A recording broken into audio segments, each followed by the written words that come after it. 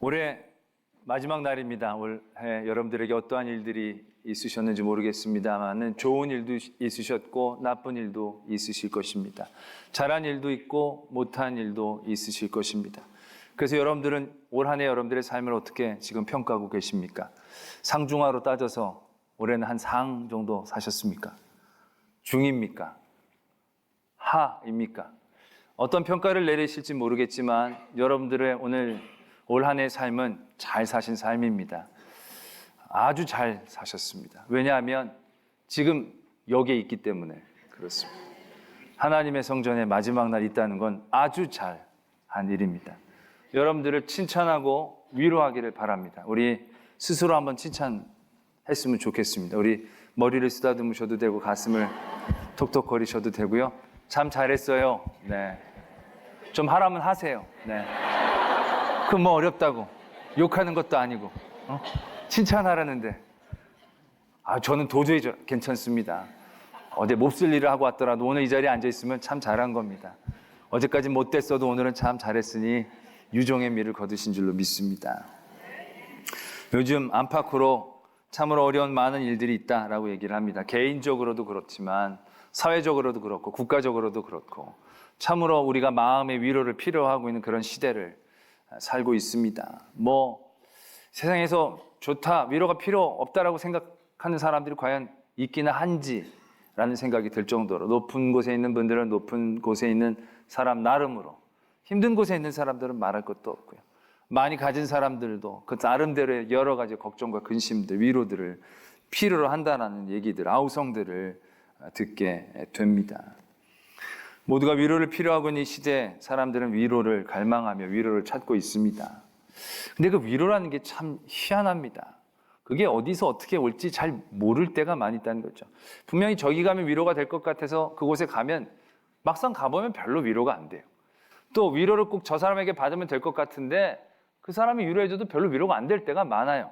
오히려 엉뚱한 곳에서 갑자기 훅 들어오면서 위로가 될 때가 많이 있다는 거죠. 저도 제가 신대원 다녔을 때 전에 한번 말씀을 드린 적이 있는 것 같은데 설교 실제 수업이 있었습니다. 그럼 제가 설교를 하고 그걸 이제 평가를 받는 그런 수업입니다. 제가 설교를 딱 하고 났더니 교수님이 평가를 하기 시작하는데 굉장히 신랄하게 저를 비판하는 겁니다. 저는 원래 구조적으로 굉장히 편한 스타일이라서요.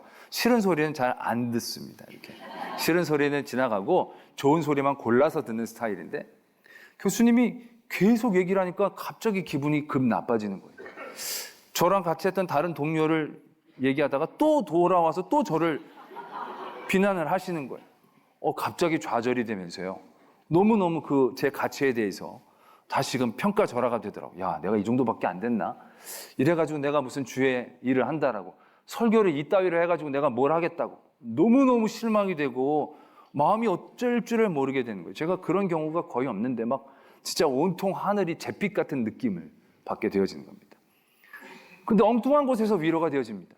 교수님이 저를 막 신랄하게 딱 비판하시고 난 다음에 수업이 다 끝날 때쯤 돼서 나가시려다가 저를 딱 보시더니 멀쩡하게 생겨가지고 그러면서 나가십니다. 근데 그 말이 그렇게 위로가 되더라고요. 설교가 안 되면 인물로 하면 되겠구나. 새로운 길을 교수님은 저를 위로하려고 한 얘기가 아니었어요. 뭐가 저한테 꼬이셨는지 끝까지 저를 한번 디스를 하시려고 했는데 그 말이 엉뚱하게도 저에게 놀라운 위로가 되어진 걸 경험하게 된다는 거죠. 위로라는 건 그럴 때가 많이 있습니다. 내가 예측하고 바랬던 그곳에 있지 않고 갑자기 엉뚱한 데서 위로를 받게 되어지는. 그래서 우리는 그 위로에 대해서 늘 갈망하게 되고 위로를 찾게 되어지는 그런 모습들을 보게 됩니다. 오늘 하나님께서 우리들에게 우리의 위로는 어디에서부터 오는 것인지, 우리가 위로를 얻기 위해 어떻게 해야 하는지를 분명하게 얘기하고 계십니다. 이르시되 너희를 위로하는 자는 나 곧 나이니라 이렇게 얘기하신다는 거죠. 그냥 위로하는 자는 나다라고만 얘기하시는 게 아니라 굉장한 안타까움이 여기 묻어있는 겁니다. 너희를 위로한 사람들은 나야 나, 어디를 봐 나야 나, 이제 이렇게 얘기하시는 그러한 느낌이 이 안에 살아있다는 것이죠. 그러면서 하나님이 이렇게 얘기하십니다. 너희들을 위로한 사람들은 난데 너희들이 지금 위로를 잘 받지 못하고 있는데 왜 그러느냐? 너는 어떠한 자에게 죽을 사람을 두려워하며 풀같이 될 사람들의 아들을 두려워하느냐? 우리가 위로를 필요할 때 물론 두려움의 자리도 있을 수 있습니다만은 대부분 두려움까지는 안 가죠. 슬픔이나 뭐 좌절이나 실망감, 뭐 그럴 때 너무 힘들 때 그때 누군가가 수고했어 이런 말 한번 해주기를 원하는 그런 위로가 우리가 바랄 때가 많이 있지 않습니까? 근데 그때는 또 딱히 두려움이라고 얘기할 만한 자리는 아닌 거죠. 근데 오늘 하나님께서는 우리에게 위로와 상반된 개념을 슬픔이나 좌절이나 절망이라고 얘기하지 않고요, 두려움이라고 얘기하고 계신다라는 것입니다. 우리는 우리가 위로를 필요한 삶의 자리에서 우리의 위로를 필요하는 그 마음, 우리의 그 연약함이 어디에서부터 오는지를 분명히 바라볼 수 있어야 한다는 것입니다. 저는 외로움에 대한 말씀을 드릴 때도 그런 말씀을 드린 적이 있었습니다. 이 외로움이라는 건요, 이 진화합니다. 그 연말이나 성탄절 때 되면 젊은이들이 그런 얘기를 많이 해요. 외롭다고. 근데 그들의 외로움은요, 철저히 누군가 같이 있음으로 해결되어질 수 있는 그런 외로움을 의미하는 것일 겁니다. 혼자니까, 남들은 결혼하고 막 둘이서 다니는데 혼자 다니면 외로우니까 같이만 있으면 그 외로움이 해소될 수 있을 것이다. 같이만 누가 있으면 큰 위로를 받을 수 있을 것 같다. 그러한 이제 바람을 가지고 그러한 외로움을 얘기합니다. 물론 누군가가 같이 있으면 어느 정도의 외로움에 대해서는 위로를 받게 됩니다. 혼자 있다가 둘이 있으면 어느 정도의 위로는 받게 되죠. 혼자 살다가 결혼하면 또 외로움이 어떤 위로를 받게 되어집니다. 근데 과연 그 모든 외로움이 해소가 되어지는 방법이 됩니까? 그거 아니라는 겁니다. 여러분들 이 자리에 지금 결혼하신 분들이 많이 있습니다. 그런 분들에게 제가 묻고 싶습니다. 여러분들 결혼하고 난 다음에 한 번도 외로움을 느껴본 적이 없습니까? 한 번도 위로를 필요로 한 그런 삶의 자리에 서본 적이 없습니까? 대답할 필요는 없습니다. 생각해 보십시오. 근데 그렇지 않다는 겁니다. 같이만 누가 있어도 위로가 될 것 같지만 외로움은 진화하는 거죠. 같이 있는 것만으로는 해결되지 않는 외로움이 또 생겨난다라는 것입니다. 같이 있어도요, 같이 있는 게 아닙니다. 남편들이 힘들게 직장에 퇴근해서 집에 가면 애들이 북적북적대고 막 아내가 막 뭐라고 해도 멍해질 때가 있습니다. 사람은 옆에 있는데 가족들은 막 옆에서 앵기는데도 갑자기 밑도 끝도 없는 그런 외로움. 갱년기 증세입니까 이게? 외로움을 느낄 제 얘기가 아니라 보편적 얘기를 하는 겁니다. 그럴 때가 있는 거죠. 아내 된 분들도 그렇습니다. 막 애들이 엄마 난리를 부르죠. 막 그래도 집에서 뭐 하다가 문득 삶의 자리에서 너무 외로울 때가 있다는 것이죠. 누가 같이 없어서가 아니에요. 같이 있는데도 외로움을 느끼는 경우들이 많이 있다는 것이죠. 왜 그러느냐? 외로움은 함께 있는 것만으로는 해결이 안 되고요, 그 마음을 알아주는 것을 요구하기 시작한다는 것입니다. 그래서 많은 사람들이 꽃뱀이나 이 제비족에게 넘어가는 이유가 뭡니까? 꽃뱀들이 이렇게 얘기하거든요. 멋있어요. 생전 집에서는 들어본 일이 없거든요. 쪼잔하다든지 찌질하다든지 더럽다는 얘기만 듣다가 멋지다는 얘기만 들으니까 갑자기 공감 확 되면서 알아주니까 너무 좋죠. 제비족들이 사모님 몸이 부드러우시네요. 그러면 몸이 몸통인지 절구통인지 막 이런 얘기만 듣다가 부드럽다는 얘기를 들으면 혹하는 거죠. 자기의 외로움에 대한 큰 위로와 만족을 얻는다라는 생각을 갖게 되어진다는 것입니다. 그러면 누군가가 같이 있어서 그 마음을 잘 알아주고, 남편이 집에 들어오면 여보, 당신 얼마나 오늘 고생했어. 남편에게 여보 오늘 일하느라고 얼마나 고생했어. 회식당한 분에게 오늘 일도 없이 집에서 있느라고 얼마나 힘들었어. 마음을 알아준다고 외로움이 다 해결되어지느냐? 그게 안 그래요. 이 외로움은 또 다른 위로를 갈급해하는 진화를 한다는 것입니다. 아파본 분들은 그런 경험을 해본 경험들이 있을 것입니다. 아파서 몸져 누워 있습니다. 그러면 가족이 늘 와서 함께 해줍니다. 간호해 줍니다. 그리고 막 그 마음을 알아줘요. 얼마나 아프겠어. 이거 얼마나 아프겠어. 그런데요, 함께 있어주고 그 아픔을 알아줘도요, 위로가 안 된다는 것입니다. 왜요? 아픈 건 내가 아픈 거고, 그 말을 들어도 아픔이 없어지는 게 아니니까. 그 아픔을 해결해 줄 수 있는 어떠한 그런 힘에 대한 갈급함들, 체험이 있다는. 그러다가 의사 선생님들이 회진하러 들어오면요, 굉장히 반갑습니다. 별로 나한테 잘해주는 것도 없는데도 그분이 오는 것만으로 굉장한 어떤 일종의 위로를 얻을 때를 경험하는 경우들이 있다는 것입니다. 결국 우리가 외롭고 위로를 얻기를 원하는 건 그냥 누구만 함께 있으면, 특별한 두려움의 자리는 아니라고 생각하지만 그 심연에는요, 결국 내가 겪고 있는 이 문제, 내가 겪게 될 아픔들, 내가 당하게 될 손해에 대한 아련한 두려움이 그 안에 있다는 것입니다. 혼자 있어서 외로워요. 누구랑 같이 있었으면 좋겠어요. 같이 있는 것에 대한 그러한 외로움에 대한 위로를 필요로 하고 있는 게 아니라는 것이죠. 그 안에는 나 이렇게 혼자인데 죽을 때까지 혼자면 어떻게 되는 거지? 난 이렇게 내가 혼자일 줄 몰랐는데 남들보다 나 뒤지면 어떻게 되지? 그런 자기도 알지 못한 그 두려움이 자기를 이끌고 있다는 것을 분명히 깨달아야 한다는 것입니다. 하나님께서 하나님의 사람들에게 분명하게 정말로 주시는 그 크신 위로를 얻기 위해 우리가 우리 안에서 경계해야 될 말은 외로움, 공감 이런 문제가 아니라는 것이죠. 두려움, 그 두려움을 우리는 맞서 서야 한다는 것을 분명히 알아야 한다는 것입니다. 솔직히 두려움은 실체가 있는 게 아닙니다. 그러나 그 실체보다도 더 무섭게 만드는 힘이 있다는 것입니다. 우리가 다윗과 골리앗의 싸움을 보면 골리앗이 엄청난 그런 풍채를 가지고 나타나죠. 모든 이스라엘 군사들이 두려움에 쌓입니다. 그들이 싸워보지도 않고 이미 그들은 지기 시작한 거죠. 왜? 그들의 마음에 이미 두려움이 있으니까요. 그 두려움이 그들의 모든 것들을 붙잡고 있으니까요. 근데 결국은 다윗이 나가서 싸우지 않습니까? 다윗이 이기지 않습니까? 근데 다윗이 골리앗과 싸워서 이기기 위해 특별히 뭐가 부족했던 것이 있었습니까? 아니란 거죠. 다윗이 골리앗과 싸우기 이후에 필요한 모든 것들은 이미 다윗이 다 갖고 있었던 거예요. 더 좋은 무기가, 더 좋은 전술이, 뭐 어떤 싸움의 방법들이 필요한 게 아니에요. 이미 다윗이 골리앗을 싸워 이기기 위해 필요한 모든 것들은 다윗에게 다 있었어요. 다른 사람들도 다 마찬가지였을 것이에요. 그 사람도 충분히 골리앗이 강한 것도 있지만 골리앗에게도 약점이 있었을 것이고 약점에 대한 그들의 대처들이 분명히 그 안에서 하나님이 주신 그 어떤 것이 있었을 것이에요. 근데 그걸 보지를 못하는 거예요.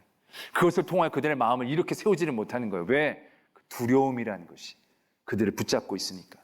두려움이라는 것이 그것을 보지 못하게 하니까, 두려움이라는 것이 그 어떤 위로도 위로되지 못하게 만드니까 두려움이란 그런 역할을 감당한다는 것입니다. 다윗이 그 두려움을 뛰어넘었을 때 그가 갖고 있는 아무것도 아닌 제구와 막대기와 돌팔매와 돌로 그 골리앗을 무너뜨릴 수 있었다라는 것을 우리는 분명히 떠올릴 수 있어야 한다는 것입니다. 우리는 위로를 찾아 헤매입니다. 세상 사람들은 그래서 그 위로를 바라보며 갈망할 뿐입니다. 어디 가서 위로를 구걸할 따름입니다. 그 위로를 얻기 위해 애쓰고 힘쓸 따름입니다. 그러나 성도들에게는요, 위로는 수동태가 아닙니다. 성도들에게 위로는 능동태이다라는 것입니다. 왜냐하면 이미 성도들에게는 그 위로하심이 임재하고 있기 때문에 그렇다는 것입니다. 예수 그리스도를, 그분을 우리가 무엇이라고 부릅니까? 임마누엘이라고 부릅니다. 임마누엘이라는 게 무슨 뜻입니까? 우리와 함께 하신다는 뜻입니다. 이미 예수님은 우리와 함께 하신다는 거예요. 예수님만큼 우리와 함께 하실 수 있는 분이 누가 있습니까?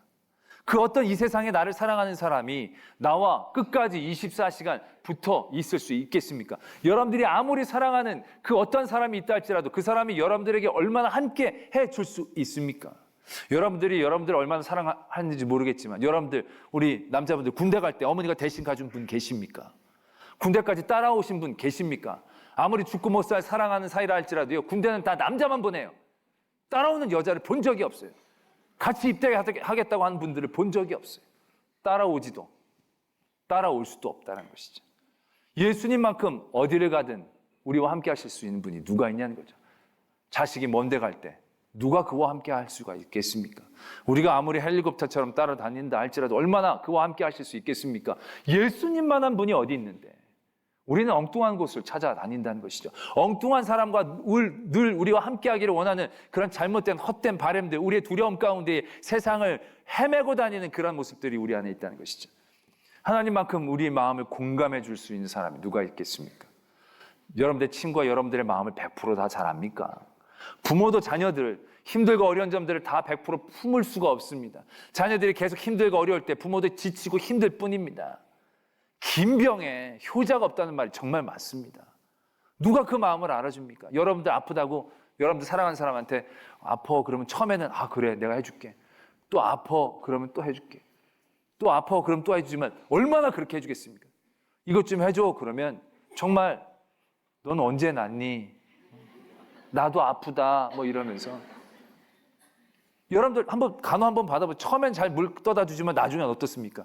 처음엔 그래 아프지 그러다가 나중에는 사람이라는 공감할 수 있는 한계가 다 있다는 것이죠.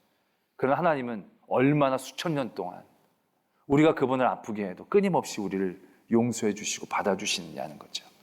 얼마나 우리를 위해 그의 피를 흘려주시기까지 우리를 품으시려고 하시는 거죠. 하나님만큼 우리를 공감하시는 분이 누가 있겠습니까? 또 하나님만큼 우리를 도울 수 있는 능력자가 어디 있겠습니까? 내가 힘들고 어려운 삶의 자리에서 그 일들을 위로받기 위해 누구를 바라볼 수 있겠습니까? 이 땅에 어떤 권력자의 아들이 모든 일들이 형통하게 다 도움을 받게 됩니까? 대통령의 아들이라고 다 성공합니까? 미국 대통령 아들이라고 아무런 실패 없이 그냥 탄탄대로를 걷게 되는 겁니까? 아니거든요. 이 세상에 그 어떤 힘도 그를 끝까지 도우거나 그 모든 것들을 채워줄 수 없다는 것이죠. 돈이 많은 부모가 자녀의 모든 것들을 충족시킬 수 없다라는 것입니다. 그 어떤 것도 우리를 도울 수 있는 그 존재, 완벽한 존재가 한시적으로는 있을지 몰라도 영원히 우리를 도와줄 수 있는 존재가 하나님 이외에 누가 있느냐는 거죠. 그렇다면 이미 답은 나온 것 아니겠습니까? 우리의 위로자 되신 하나님이 위로자는 나야 나라고 그렇게 애타게 얘기하시는데도 불구하고 우리는 그 위로를 경험하지를 않습니다. 그 위로를 붙잡지를 않습니다. 우리는 수동태로 늘 세상에 헛된 위로들만 쫓아다니라고 우리의 힘을 다 빼고 좌절하고 실망하고 절망하는 삶 가운데 있을 때가 많이 있다는 것이죠. 근데 오늘 하나님은 우리에게 얼마나 놀라운 은혜를 주시는지요. 내가 너희들 위로자인데 어딜 쳐다보고 있느냐는 거예요. 그러면서 우리의 위로가 어떻게 임재하는지에 대해서 하나님 말씀하고 계신다는 겁니다. 오늘 51장 1절부터 보면 이렇게 하나님이 이스라엘 백성들에게 또한 우리들에게 말씀하고 계십니다. 생각해보라라는 겁니다. 생각해보라라는 거. 힘들고 어려울 때 다른 사람 손만 쳐다보고 다른 사람 입만 쳐다보지 말고 그 힘든 자리에 서서 생각해보라라는 겁니다. 내가 너희 종 아브라함을 어떻게 했는데, 너희 조상 아브라함을 어떻게 했는지 한번 생각해 보라는 겁니다. 이른이 넘어서 자식이 없는 그에게 남아있는 게 뭐가 있겠습니까? 야, 나중에 내가 늙으면 나는 누가 나를 복양하고 누가 나를 데리고 위로하고 절망 가운데 있을 수밖에 없는 아브라함. 그런데 그 아브라함을 하나님이 어떻게 하십니까? 그를 찾아와 주시죠. 그를 부르시죠. 그리고 그를 위로하시죠. 하나님의 위로가 얼마나 완벽한 위로였는지를 생각해보라라는 것입니다. 광야에서 40년 동안 수백만의 사람들이 거기서 어떻게 살았는지를 생각해보라라는 겁니다. 물론 배 터지게 산 건 아니지만 누가 굶어 죽은 사람이 있냐는 거예요.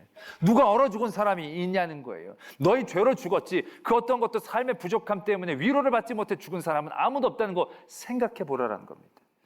그리고 하나님께서 말씀하십니다. 내게 주의하라. 내게 귀를 기울여라 라고 말씀하신다는 거예요. 너희들이 위로가 필요한 삶의 자리에서 너희들은 어디에 주의를 기울이냐는 거예요. 뭘 바라보고 있느냐는 거냐는 거죠. 우리가 열왕기서에 보면 아람 왕이 신하들을 불러놓고 이렇게 얘기합니다. 야, 우리 안에 분명히 내통하는 사람이 있다. 배신자가 있다. 그렇지 않고서야 우리가 계획한 것들이 어떻게 저 이스라엘 사람들이 정확히 알 수 있냐는 거예요. 왜 우리가 매복할 때마다 피해서 도망가고 그 길로 지나가지도 않고 어떻게 그럴 수 있냐는 거예요. 막 왕이 화나서 얘기하니까 신하들이 그렇게 얘기합니다. 우리 안에 배신자가 있는 게 아니고요. 이스라엘의 엘리사란 선지자가 늘 하나님 앞에 계시를 받아서 알려주는 것 같습니다. 그래? 그럼 엘리사를 잡아오라고. 그래서 도단으로 수많은 병사를 보냈습니다. 수많은 병사로 그 성을 에워쌌습니다.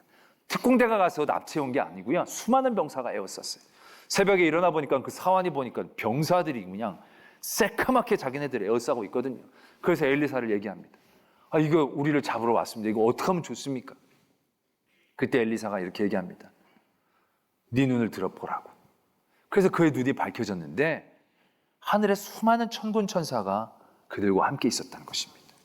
그가 그들을 잡으러 온 사람들을 보았을 때는 두려움에 휩싸일 수밖에 없었다는 것이죠. 그러나 그의 주의를 기울여 하나님이 그들과 함께 하심을 보게 하셨다라는 것입니다.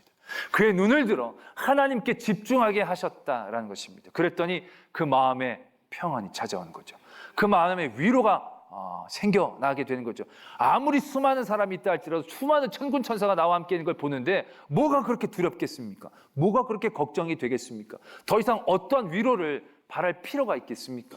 하나님은 그걸 우리에게 얘기하고 계신다는 거죠. 너를 도울 세상의 어떤 손을 바라보는 게 아니고 나를 주의하라라는 것입니다. 또 말씀이 이렇게 얘기하십니다. 마음에 내 율법이 있는 백성들아, 너희는 내게 듣고 그들의 비방을 두려워하지 말라라고 말씀하십니다. 우리가 위로를 필요할 때 다른 사람들의 말 때문에 실망하고 절망할 때가 많이 있습니다. 그 사람들이 나를 비난하고 비판하는 것들 때문에 우리가 많이 힘들고 어려울 때를 보게 되어진다는 거죠. 요즘도 보면 인터넷상에서 그런 수많은 악플들, 그런 나쁜 말에 대한 공격들, 그것들로 자살하는 애들도 얼마나 많이 있습니까? 그 말을 귀담아 듣고 그 말에 그 마음을 빼앗기니까 그 무서운 일들을 당하게 되어진다는 것이죠. 하나님은 그들에게 얘기합니다. 이스라엘 백성들, 너희들은 이제 포로로 끌려왔으니까 너희 나라는 끝이야. 소망이 없어. 너희가 이렇게 잘못해서 다 하나님 버리셨는데 너희들이 뭘 다시 꿈꾸냐고 여기서 그냥 그렇게 살라라고. 너희들은 2등 시민일 뿐이야. 그들을 비난하고 그들을 정죄하고 어떻게 보면 팩트라고 얘기하는 그 사실적 얘기들이 그들을 얼마나 가슴 아프게 했을 것입니까? 근데 사실은 사실이 아니었다는 거죠. 하나님은 말씀하신다는 거죠.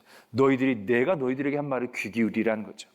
내가 너희들에게 했던 말을 다시금 떠올리고 묵상하라는 것입니다. 그럴 때 그들이 했던 얘기가 얼마나 헛된 얘기인 건지, 그들의 얘기들이 얼마나 큰 효력이 없는 얘기인지, 너희들이 포로로 온 건 버림받은 게 아니라 하나님께서 너희들을 다시금 정금처럼 사용하시고자 하시는 계획과 섭리임을 우리 마음 가운데 다시금 확인할 수 있을 때에 수없이 많이 들려지는 얘기들에 대하여 우리가 휩싸이지 않을 수 있다는 것입니다.